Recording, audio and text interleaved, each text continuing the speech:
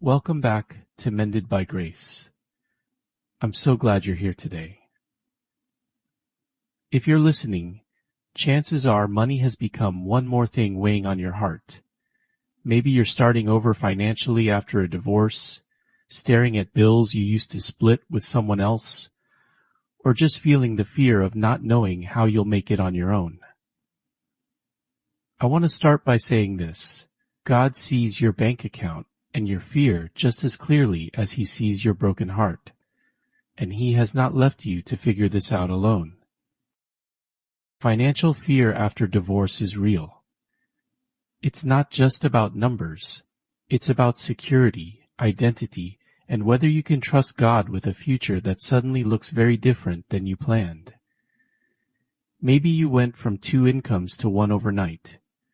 Maybe you're the one who never handled the finances in your marriage, and now you're learning it all for the first time, while grieving at the same time.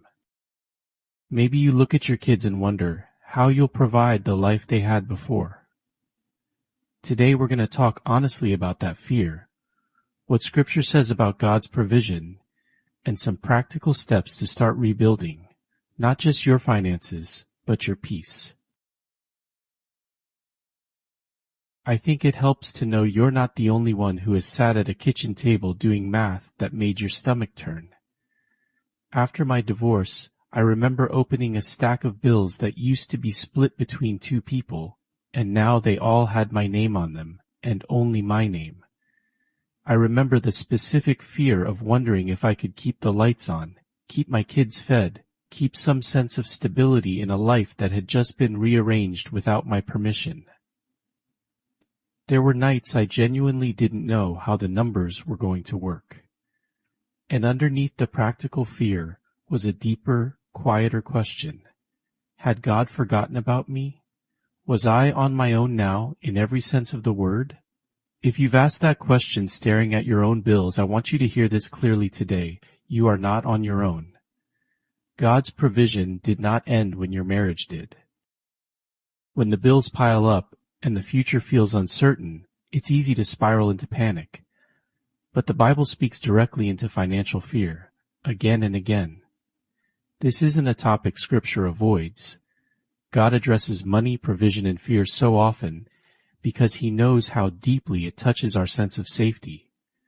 Philippians 4:19, "And my God will meet all your needs according to the riches of His glory in Christ Jesus."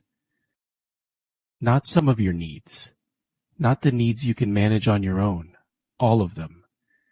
That doesn't mean life won't be hard for a season, but it means you are not forgotten. God has not lost track of your situation just because your marriage ended. He is not surprised by your bank balance, and He is not waiting for you to have it all figured out before He starts caring for you. After divorce, we often bring God our grief, the tears, the loneliness, the heartbreak, but we forget to bring Him our spreadsheets, our fear of the mailbox, our late-night math in our head. He wants all of it, not just the parts that feel spiritual enough to pray about. 1 Peter 5:7, "Cast all your anxiety on Him because He cares for you." Not just your emotional anxiety, all of it. That includes the fear of not making rent, the shame of asking for help, the worry about providing for your kids alone. Bring it to Him honestly. He is not overwhelmed by your bank statement, and He is not too holy to hear about your overdraft. Some of the most honest prayers I've ever prayed were about money. Plain, specific, unpolished prayers like, "God, I don't know how I'm going to cover this next bill." And He met me there every single time, sometimes with an answer and sometimes simply with peace I couldn't explain. One of the lies financial fear tells us is that unless God does something dramatic, a check in the mail, a sudden raise, we're on our own. But provision is often quieter than that. A friend who shows up with groceries, a door that opens at work, an unexpected bit of wisdom about a bill you didn't understand, a family member who offers help without being asked. Matthew 6:26. Look at the birds of the air. They do not sow or reap or store away in barns, and yet your heavenly Father feeds them. Are you not much more valuable than they? You are worth more to God than a sparrow He already feeds. Watch for the quiet provision. It's often there before the dramatic answer ever comes. I've learned to keep a mental list of the small ways God showed up during my leanest season, because looking back at that list built my faith for the next hard month. Divorce can shrink your sense of worth down to a number. What's left in the account, what you can or can't afford anymore, what you used to be able to give your kids that you can't right now. But your identity was never meant to rest there, and it never will, no matter what season you're in.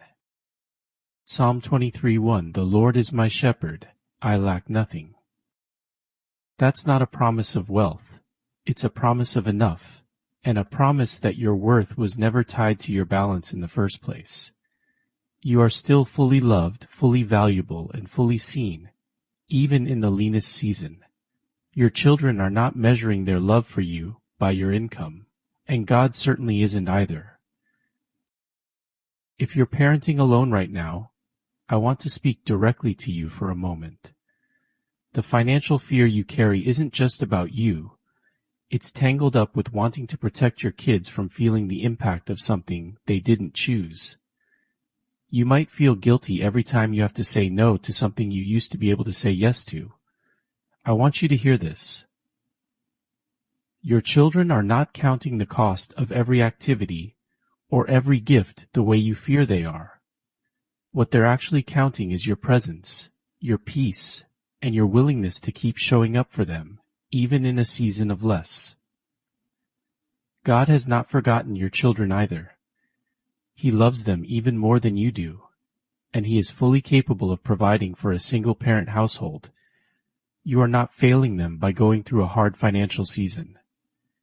You are modeling something powerful for them, what it looks like to trust God honestly, even when the numbers are tight. Faith and practical action work together.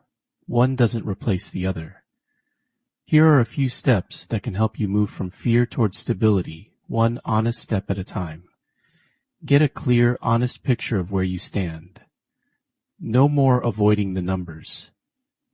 Sit down, even if it's uncomfortable, and write out exactly what's coming in and what's going out. Clarity reduces fear far more than avoidance ever will. Ask for help without shame. A financial counselor, a trusted friend, or your church community can walk this with you. Asking for help is not a failure, it's wisdom. Proverbs tells us there is safety in a multitude of counselors. Build one small habit at a time. A simple budget, an emergency fund started with even $20, one bill automated so it's one less thing to remember. Small, consistent steps rebuild stability faster than one dramatic overhaul. Pray over your finances specifically, not vaguely. Name the bill, the fear, the number. God can handle specifics. And praying specifically also helps you track His faithfulness when the answer comes. Guard against comparison. Your financial rebuilding will not look like anyone else's, and it doesn't need to. Comparing your chapter 1 to someone else's chapter 20 will only add discouragement to an already hard season. Remember, this is a season, not a sentence. Where you are financially today is not where you'll stay. God specializes in restoration, and that includes financial restoration. Ask yourself, what is one small financial step I can take today? It might be opening that account statement you've been avoiding, or simply praying honestly about a bill. One step leads to another, and stability is built one honest step at a time, not all at once. Let's pray. Heavenly Father, I lift up everyone listening who is facing financial fear after divorce or a season of loss. Lord, you see every bill, every worry, every sleepless night spent doing math in the dark. You see the specific number that feels impossible right now, and you are not intimidated by it. Thank you that you are Jehovah Jireh, the God who provides not just in theory, but in the everyday details of a person's life. I pray for peace over their finances, wisdom for their decisions, and provision in ways both dramatic and quiet. Where there is shame about asking for help, replace it with courage. Where there is fear about the future, replace it with trust. Remind them that they are not their bank account, that their worth is settled in you, and that this season, however hard, is not the end of their story. Lord, for the parents listening who are worried about providing for their children, I ask you to be their strength and their provider in ways they cannot yet see.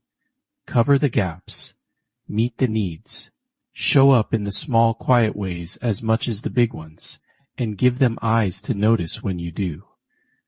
Let their children feel secure and loved, even in a season of financial change, and let this season become a testimony of your faithfulness rather than a source of ongoing shame. And Lord, for anyone listening who feels like they are drowning under numbers they can't control, I ask you to be their calm. Steady their hands as they open the next bill, steady their hearts as they make the next decision. Let them feel in a real and tangible way that they are not doing this alone. Meet every need according to your riches and glory. Give strength for today and hope for tomorrow. We trust you with what we cannot yet see, and we thank you in advance for the ways you are already working. In Jesus' name we pray. Amen.